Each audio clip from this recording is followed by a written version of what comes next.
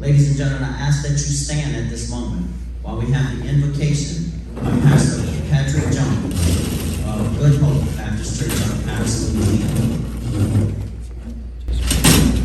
Gracious Father, again we say thank you for this day, and we ask, God, that you shed your mercy and your grace on the candidates, Lord God, and even open our ears and minds so we can share what we have seen and heard, Lord God, as these candidates share what you have directed and given them directives to do that will help us in our community. Again, we say thank you for this day. We glorify you and magnify you in Jesus' name. Amen. Ladies and gentlemen, please stay standing while we have our board member, Mr. Howard Castake, lead us in the Pledge of Allegiance. I pledge allegiance to the flag of the United States of America and to the republic for which it stands, one nation, under God, indivisible, with liberty and justice for all. Thank you, Pastor Jones. Mr. Castake. Before we begin, we would like to thank and acknowledge our dignitaries that have taken the time out of their busy schedule to be here tonight. We have Franklin Councilman, Mr. Joe Garrison.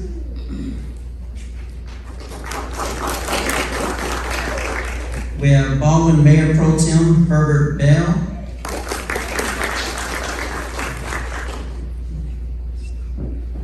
And we have we have Baldwin Councilman, correct, Mr. Marion Newton and Mr. Donald Grimm with us as well. And Mr. Margaret, I'm sorry, Marie Coleman, I apologize. I'm Kolar. Oh, okay. I apologize. They haven't written. And I know you, that's the bad part about it. I can't see. Oh, I'm sorry. Mr. Clarence Bagby with the City of Baldwin as well. I apologize. Anyone else?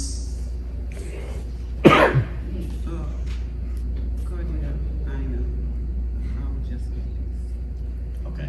And Mr. Cordell Ina, Justice of the Peace. Ms. Cordell Ina, Justice of the Peace. Benjamin Grimm, Justice of the Peace. Oh, Mr. Benjamin Grimm, Justice of the Peace. Anyone else? As long as the coroner's not here, we're good, right? All right. All right. We will now begin tonight's forum with the candidates for the Town of Baldwin Aldermen. They are, in alphabetical order, Ms. Carolyn Bowser, Ms. Margaret Kolar, Mr. Arjani Connor, Mr. Tony Gibson, Mr. Donald Grimm, Ms. Dawn Lancelin, Mr. Marion Newton, and Ms. Amber Tillman. All right, thank you, candidates, for joining us and giving St. Mary Parish an opportunity to hear from you. Out of the 10 candidates running, 5 will be elected. Each candidate will have 3 minutes to give his or her opening statement. As you see here in front of the stage, we have our timekeeper, Ms. Lori Broussard. For this evening, she will hold up a sign when there will be 1 minute left of your allotted time. And when your time is finished, she will ring a bell, like so. So please be respectful of everyone's time this evening, and we will begin our introductions for this evening.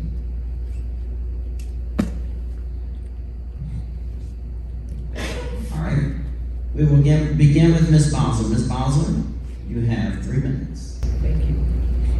I am Carolyn Bowser, number 80 on your ballot. I'm a lifelong resident of Baldwin, Louisiana. I'm the daughter of the late Sam and Esther Bowser. I'm a member of Greater New Hope Baptist Church. Reverend Teche Andrews is my pastor. At Greater New Hope Baptist Church, I serve as the church secretary, and I also co-chair the Sisters of Hope Ministry. I'm employed by the St. Mary Parish School System, which I have worked for better than 14 years. I'm presently serving as a business/vocational teacher at Franklin Senior High School. Prior to that, I was employed by Shell Oil Company, where I served as an administrative assistant. I'm I'm a graduate of the University of Louisiana at Lafayette, and I'm also a member of the Delta Sigma Theta Sorority Incorporated. As a member of the Board of Aldermen, it will give me an opportunity to become a public servant for my community. The only promise that I will make to you is that I will operate within the confines of what is moral, legal, and ethical. I will serve my community to the best of my ability. All right. Thank you, Ms. Bowser. And you can pass that on down. Hi, Ms. Kolar. my name is Margaret C Kolar, formerly Margaret Coleman. I'm a mother, a wife of John C Kolar Sr., a mother of 3, Harry, Shaquilla, and Jasmine Coleman. I'm a grandmother, I'm a godmother. I am also a 29-year business owner, which it gives me the advantage to be an outreach community person. My business is Face Chambers of Beauty. That makes me a licensed cosmetology. I'm also an 8-year elected official in the town of Baldwin, 8 years and 6 months exactly. Elected official in the town of Baldwin, where I have served my community. Their concerns is the town of Baldwin concern. So every concern that they have and brought to me, I brought it to the mayor and council. My running 8 years ago was a woman with a vision. Now I'm running on keeping the vision alive. We have work to do. We have came far with the town of Baldwin. We are not hurting like we was hurting. We are doing good. I think the mayor and the council did a good work in bringing Baldwin out of the red into the black. And I'm asking that you remember number 81 on your ballot when it's time to vote. Thank you. Thank you, Ms. Kolar. Mr. Conner. Good evening. First and foremost, thank you to the St. Mary Parish Chamber of Commerce, President Bev Chisholm, the staff, and Mr. Burton for organizing this event. My name is Ajani Conner. I am the son of Austin and Marlene Conner. My family and I are natives and lifelong residents of Baldwin. I am a graduate of West St. Mary High School and a student at the Louisiana State University. I hold our community near and dear to my heart.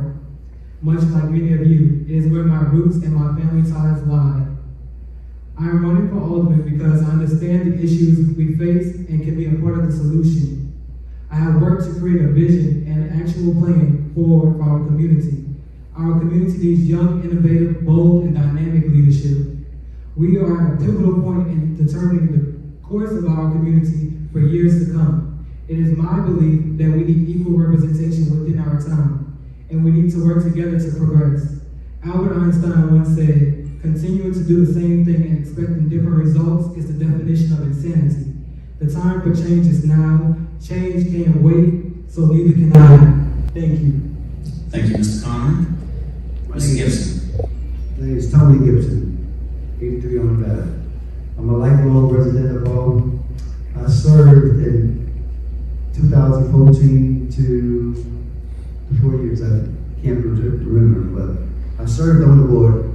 I know the ins and outs of the boards. I served when I did serve. I served with the mayor of guy running for mayor, Mr. Vacuum. I own my own business. I run my own business. I've been owning my business for 15 years. I never made a loan. I never made a borrow. I own my business. I think our town is out the red. I see that Ms. Goldman made the mention that our town is out the red.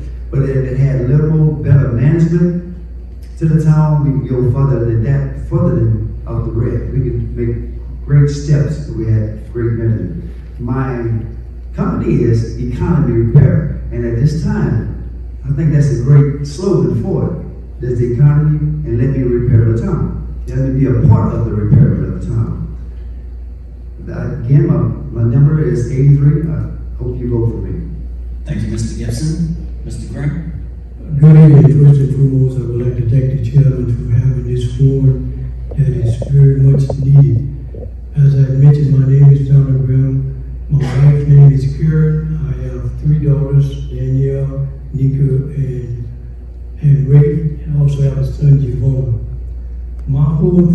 about this, and I've been here long enough to learn, is to really keep the forward progress that we have going.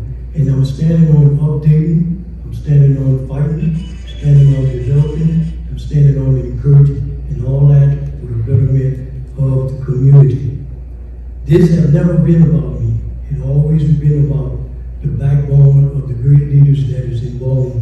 Reverend C. Baptiste and Mr. Sonny Hamlin. I hope and I pray that you allow me to keep going forward, because Baldwin is a great place to live. Thank you, Mr. Grimm. Ms. Lancelin? My name is Dawn Lancelin, daughter of Pastor Donald Ray Lancelin Sr. and First Lady Donna Lancelin. I'm a lifelong resident of Baldwin, Louisiana. I decided to run for Alderwoman based on the issues that surrounding our young people in the community, also the lack of community events that's held in Baldwin. Baldwin is a place that I've grown to love and care for. I would just like some more events to push forward efforts that's happening specifically in our community.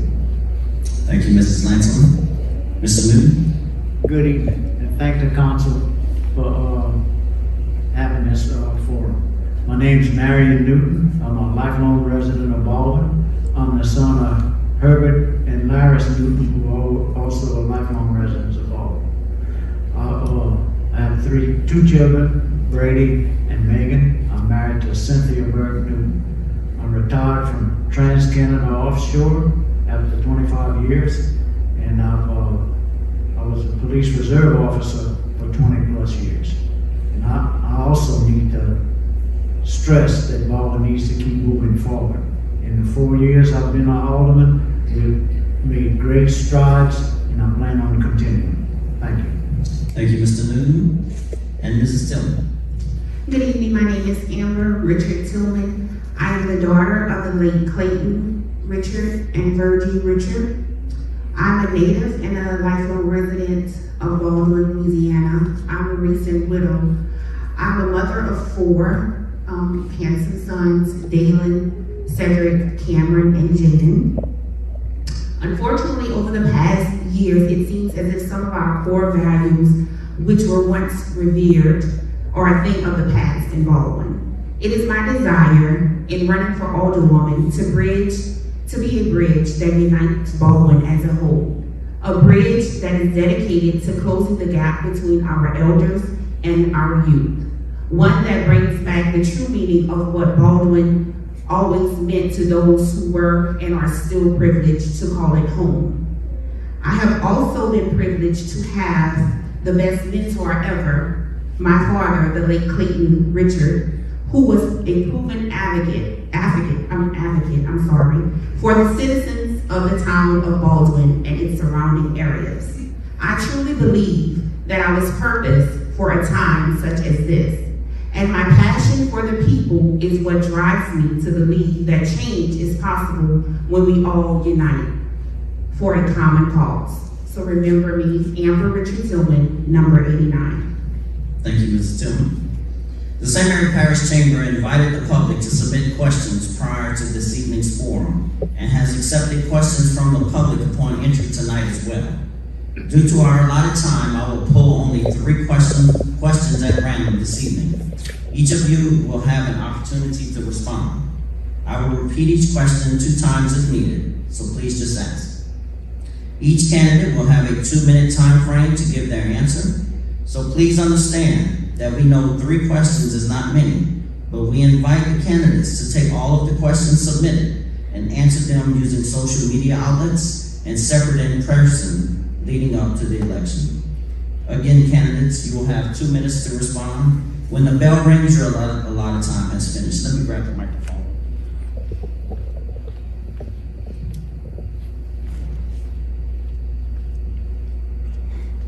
Okay, the first question we will begin with Mrs. Bowser, and then we will go down.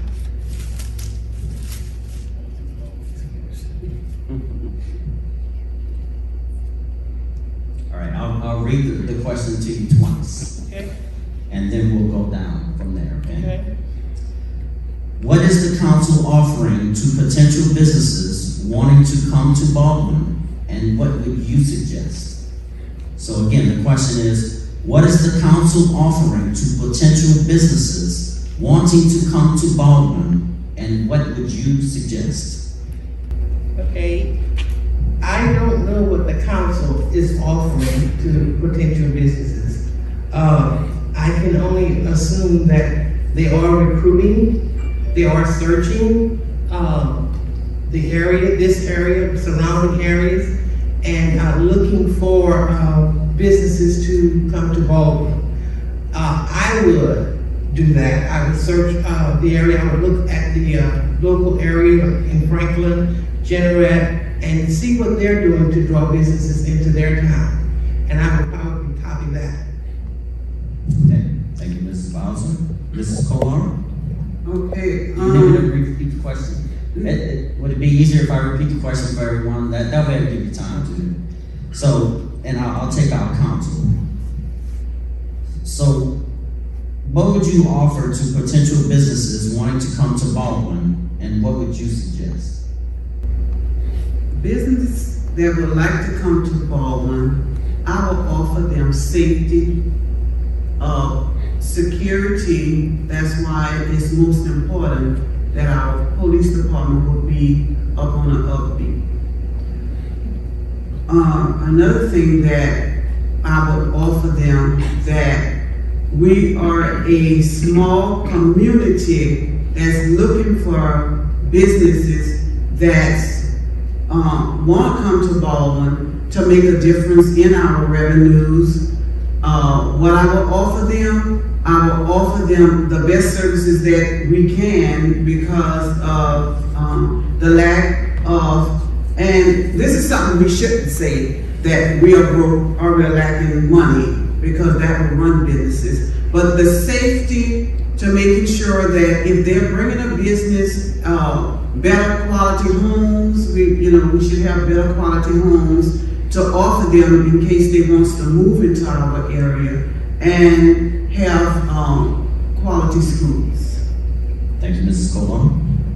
Mr. Connor, what would you offer to potential businesses wanting to come to Baldwin, and what would you suggest? If elected, my plan is to work alongside the mayor and my fellow board members to create a marketing plan for our economic development plan that includes condition-based incentives.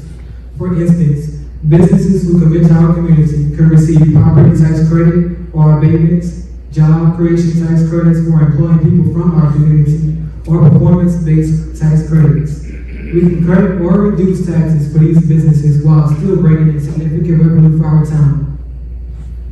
Thank you, Mr. Connor. Mr. Gibson. I think Mr. Connor took my answer. Mr. Gibson, what would you offer to potential businesses wanting to come to Baldwin, and what would you suggest? Well, I would get with the council board and mayor and see if we can offer them first security. Make sure they are real security into the town. Secondly, I'll give the councilman and mayor and see what kind of tax break that we can offer them to get them into the town. And it would be a lifetime tax break. It would be tax break that the town could afford. We can afford to give them. And thirdly, I would make sure they get around the community, offer some of the jobs from the people in the community. That's what we're lacking up now, is that every job come up in our community, it seems like someone out of town have a job. So I'll bring it back to the community, get my people to work, get the community working. Thank you, Mr. Gibson. All right, Mr. Graham, what would you offer to potential businesses wanting to come to Baldwin, and what would you suggest? First and foremost, as I have received people involved, and I've been here all my adult life, is people friendly. And second, I would offer them highway access and very good educated school. But most of all, I would do that by contacting the parish, contacting the state, and seeing what is being developed in the area, so that we can counter some of the things that in the area and kind of mitigate things that other people have and do things that other people think and want to develop. Thank you, Mr. Graham. Mrs. Lancelin, what would you offer to potential businesses wanting to come to Baldwin, and what would you suggest? First, we'll offer tax incentives for potential businesses and also to sell the town, make it a selling point. If you bring your business here, then we can do this. Baldwin have great schools, Baldwin have businesses that's already in place. Basically sell the town. Baldwin is a quaint, quiet community. Basically sell ourselves to potential businesses that would want to come in. Thank you, Mrs. Lancelin. Mr. Newton, what would you offer to potential businesses wanting to come to Baldwin, and what would you suggest? First, I'd offer them the feeling of being in a community that cares. And we have a outstanding school that just opened a training with this truck driving, welding. So we have the potential to get the hires that they would need if they were coming to our community. As far as tax incentives, we'd have to see what was available and how we could do it. And I'd also offer help in going through state and federal programs to see what kind of assistance we could give. Thank you, Mr. Newton. Mrs. Tillman, what would you offer to potential businesses wanting to come to Baldwin, and what would you suggest? Well, first, I would like to speak with former business owners that have had businesses in Baldwin. I would like to question why did they have to leave, or why did their business close. I think we have to go back to the basics and know what's happening in Baldwin and why we're losing these businesses. I also created a 5-point plan, and number 4 and number 5 on my 5-point plan I would utilize Baldwin's available assets to provide incentives to attract new businesses, which will increase our tax base. Although Baldwin is in the black now, we're not in the black enough to give these tax incentives.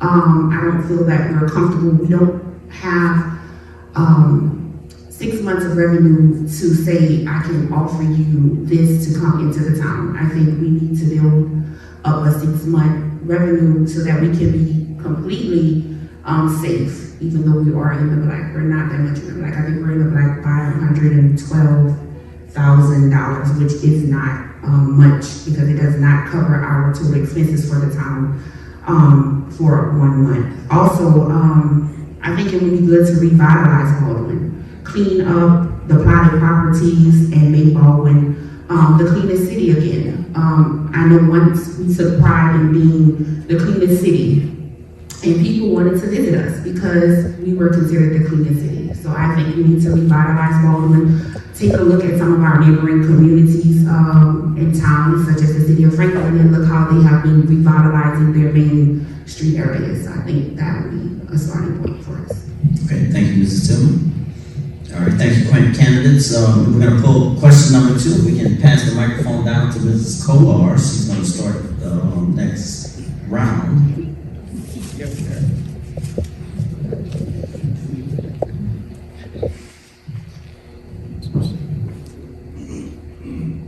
All right, this was a question that was submitted, and I'm going to try and kind of clean it up a little bit. What will you do about the railroad who did not cut the grass on Lockley Street across the railroad tracks? So let's make that. What will you do about properties that do not cut the grass? In whole, as a general question. Okay. This is something that I am already dealing with by being on the board and being over the beautification committee. Contacting the railroads, I have. Contacting business owners about their properties, I have. But in doing so is other legal aspects that you have to go through in order to put this in force. It's not something you just can go onto their properties and do, because you will be liable and the state will not allow us to do it. So I know it's a concern. It's been a concern that I have been working with for over 4 years, and you really have to know the language and have to know the laws. We work with the Lawson Act, and we have to know the laws, the state laws, in going onto properties. I have spoke with the railroad, and about the matter of fact, when I walked in, that was a question, that the same question. And when I spoke with a lady, I said, who's throwing all the trash? By the railroad.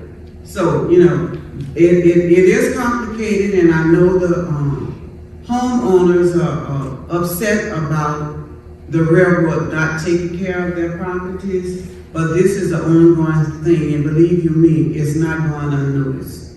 Thank you. Okay, thank you, Mrs. Kolar. Mr. Connor, what will you do about the railroad who doesn't cut the grass on Lockley Street across the railroad tracks and in property in general? I believe we have to continue to do what we've been doing plus some. The town should exhaust all points of contact to the property owners, providing them with specified allotment of time to take care of the property. If after that period closes and the issue remains, the town does have the right to cite the owner. And if those owners do want assistance in cleaning up that property, I do believe that the town should assist those owners in cleaning up those properties.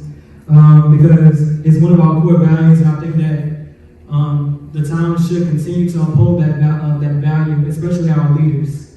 So I do think that we should exhaust all points of contact and reach out to those owners. Thank you, Mr. Connor. Mr. Gibson, same question. What will you do about the railroad who does not cut the grass on Lockley Street across the railroad tracks and in property in general?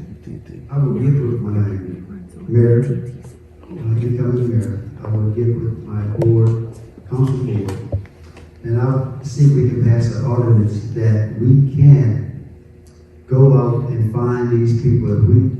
We need to get out there. The town need to get out there and cut that property. Get that property back to where it's supposed to be. We can generate, put it on their taxes, but it's something that we, the mayor and the council have to get approved before we can do this. Because we just can't, can't jump up and say we're going to do it, but I will try my best to get with the mayor and the council to pass an ordinance where we can penalize the property owners. All right, thank you, Mr. Gibson. Mr. Grimm, same question. What will you do about the railroad who does not cut the grass on Lockley Street across the railroad tracks and in property in general? Well, first and foremost, you mentioned Lockley Street. I live on Lockley Street, so I know more about grass over there than anybody here. But we are in a contract agreement with, I don't know the railroad name, but at the railroad where they're about to disconnect the Lockley Street and a few other streets in that area. But I believe the town is not on their duties to do what they need to do, because they used to spray on the railroad and kill all the grass. And lately they haven't been doing that, and I'm not sure if the problem is that because of the railroad track, people were about to rearrange some things or in negotiations with that, and that's why the grass is not cut. All right, thank you, Mr. Grimm. Mrs. Lancelin, same question. What will you do about the railroad who does not cut the grass on Lockley Street across the railroad tracks and in property in general? Well, across the railroad tracks, that is my family that's over there. So personally, when it first started growing, we actually contacted a landscaping company that took care of it at the beginning. But then also with the railroad, we would have to talk to that business, because we can't go on to another business and poison the grass without their okay, because then legally we'll be in trouble. As far as grass that's overgrown on property, I've always said I would love to address an ordinance that can add that possibly to their water bill, to taxes possibly, that the town would take care of it, and that they would have to pay that attached to their bill. Okay, thank you, Mrs. Lancelin. Mr. Newton, same question. What will you do about the railroad company who does not cut the grass on Lockley Street across the railroad tracks? I know this has been an ongoing problem since I've been in there, and believe me, we've discussed it. We talked about all the legal aspects with it, but it's very difficult to add anything on to anybody's bills, because you know, people already are upset about their bills. So the legal aspects of it would have to be explored more, and then we'd go from there. Thank you, Mr. Newton. Mrs. Tillman, same question. What will you do about the railroad who does not cut the grass on Lockley Street across the railroad tracks? I believe we should first hold the railroad company responsible for the upkeep of their railroads. Also, we should produce an ordinance. And if we don't have one already in place, we need to utilize our city's attorney and his expertise in getting the ordinances enforced. And if it takes the town to have to step in, then I believe that the town should find independent contractors to clean these places up, and then we need to attach that tax burden to the property owner. Thank you, Mrs. Tillman. If you all can pass that mic down to Mrs. Bowser. Mrs. Bowser, you'll have the same question. What will you do about the railroad who does not cut the grass on Lockley Street across the railroad tracks and the property in general? Probably the same thing everyone else has said. Contact the railroad department and have them actually clean it up.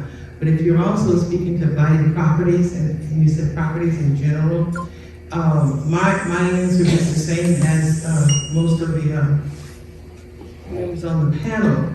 If the town does not have an ordinance in place, then we need to get one in place, because it seems to be an issue with the citizens of Baldwin. We have a lot of properties that are just left, not taken care of. Grass is growing unsightly, eyesore, animals coming out, just a lot of things happening to these properties.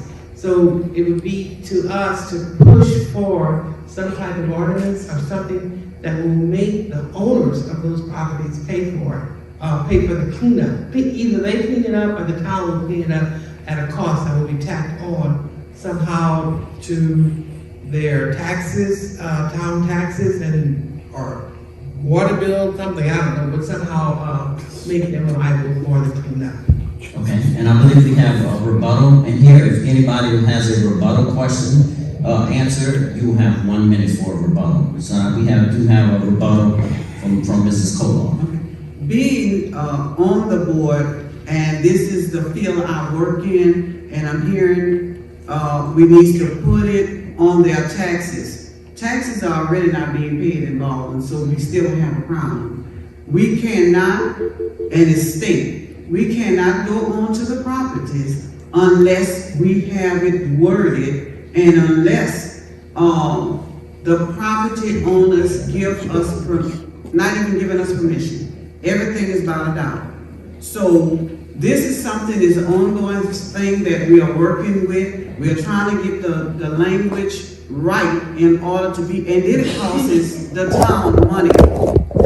That we had a problem with. We look at the other areas because, they say Franklin do it, Patterson do it, this one do it. They had the money to be able to pay for it. We do not have the money to be able to pay to go in, and we just cannot go in. Thank you, Ms.